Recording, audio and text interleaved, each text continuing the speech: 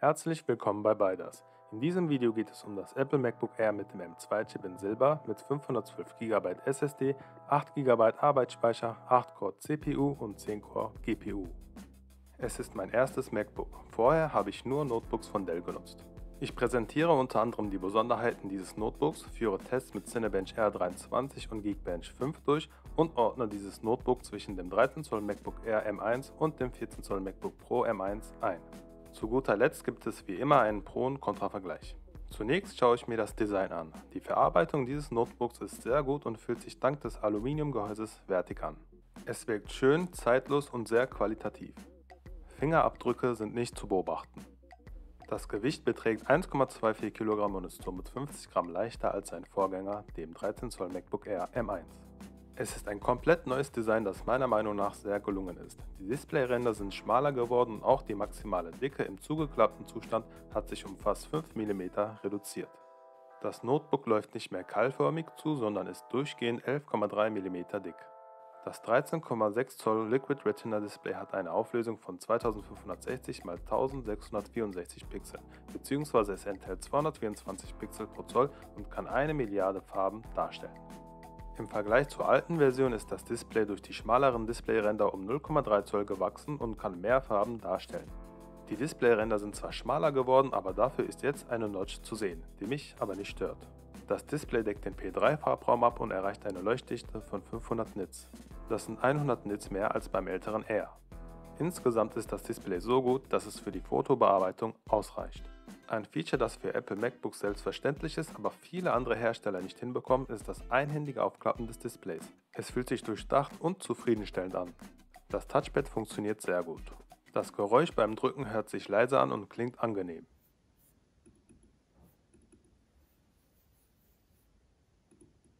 Fingerabdrücke sind bei diesem Touchpad nicht sichtbar. Die Tastatur hört sich ebenfalls gut an, sie ist angenehm leise.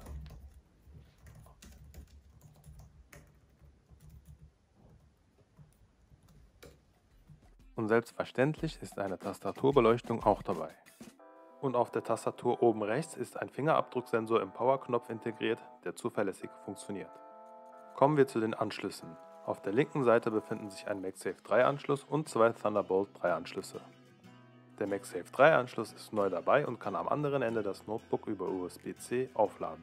Das ist eine gute Erweiterung, aber falls nicht MagSafe, sondern einer der zwei USB-C Anschlüsse als Stromquelle verwendet werden soll, bleibt nur noch ein USB-C Anschluss frei. Auf der rechten Seite befindet sich ein Kopfhöreranschluss, der Kopfhörer mit hohen Impedanzen unterstützt. Das alte MacBook hat diese Unterstützung laut Datenblatt nicht. Jetzt schauen wir uns den Chip an. Laut Apple soll beim M2-Chip die CPU um 18% schneller geworden sein. Die GPU soll um 35% schneller sein als beim M1-Chip. Der Akku ist von 49,9 Wattstunden auf 52,6 Wattstunden nur um 5,4% größer geworden. Das weist auf eine Verbesserung der Prozessoreffizienz hin, denn die angegebene Akkulaufzeit beträgt immer noch bis zu unfassbare 18 Stunden. Des Weiteren ist jetzt eine Media Engine im Chip verbaut, das ist zum Beispiel beim Videoschneiden ein großer Vorteil. Der Chip hat ausreichend Power, um 8K Videos zu schneiden, das sollen bitte andere Notebook-Hersteller in dieser Preisklasse nachmachen. Glaube ich aber kaum. Und auch andere Aufgaben wie Fotobearbeitung und aktuelle Spiele zu spielen, natürlich abhängig von der Auflösung, sind keine Herausforderung für den M2-Chip. Um die Power des Chips besser darzustellen, wurden Tests mit Cinebench R23 und Geekbench 5 durchgeführt. Im Cinebench-Test sieht das Ergebnis folgendermaßen aus. Single-Core 1580 Punkte, im Vergleich zum M1-Chip sind das ca. 4,5% mehr Punkte. Im Multicore-Test wurden 7960 Punkte erreicht. Im Vergleich zum M1-Chip ist das ein Plus von ca. 16,5%. Zudem wurden mehrere Schleifen beim Multicore-Test hintereinander durchgeführt, um die thermische Drosselung der CPU festzustellen. Das sieht dann so aus. Die Punktzahl fällt von 7960 Punkten nach der ersten Schleife bis auf 6900 Punkte nach der achten Schleife. Eine Schleife dauert ca. 11 Minuten. Das sind ungefähr 13% Leistungsverlust, aber das nur bei lang andauernden, anspruchsvollen Aufgaben. Die thermische Drosselung tritt dabei viel früher ein, als ich es erwartet habe. Die CPU-Temperatur steigt sehr schnell über 100 Grad Celsius und die Leistung in Watt als auch die Taktfrequenz sinken schon nach wenigen Sekunden. Das heißt, der Prozessor hat bei kurzen Aufgaben richtig viel Power und fühlt sich bei normaler Nutzung sehr schnell an. Die Grenzen der CPU sind erst bei stärkerer Prozessorauslastung durch die thermische Drosselung bemerkbar. Neben Cinebench wurde auch Geekbench 5 für das Benchmarking herangezogen. Das Ergebnis sieht folgendermaßen aus. Single Core 1920 Punkte. Im Vergleich zum M1-Chip sind das ca. 9,7% mehr Punkte. Im Multicore-Test wurden 9000 Punkte erreicht. Im Vergleich zum M1-Chip ist das ein Plus von ca. 17,6%. Im Metal GPU-Test wurden 30.660 Punkte erreicht. Im Vergleich zum M1-Chip sind das 46% mehr Punkte, was eine große Verbesserung ist. Der M2-Chip mit der 8-Core GPU bringt immer noch ein Plus von 26%. Jetzt geht es um die SSD. Hier hat Apple im Vergleich zum Vorgänger bei der 256 GB Variante eine langsamere SSD verbaut. Die 512 GB Variante ist ungefähr doppelt so schnell. Aufgrund der Preissteigerung von 300 € ist das für mich unverständlich. Wer mit großen Dateien arbeitet, sollte lieber die 512 GB Variante auswählen. Nicht nur wegen des Speicherplatzes, sondern auch wegen der Geschwindigkeit. Zum Thema kabellose Datenübertragung sind Wi-Fi 6 und Bluetooth 5.0 mit an Bord. Take One. Die Webcam löst jetzt in Full HD auf. Davor gab es nur HD. Die Aufnahme, die ihr jetzt seht, wurde bei Tageslicht gemacht und meine Stimme kommt aus den Mikrofonen des MacBooks. Take Two. Und diese Aufnahme, meine Damen und Herren, wurde bei Raumlicht gemacht. Die Lautsprecher und Mikrofone verstecken sich zwischen Tastatur und Display. Sie hören sich klar an, sind laut, wobei es etwas an Tiefen fehlt. Aber zum Musikhören eignen sie sich gut. Hört doch mal selbst rein.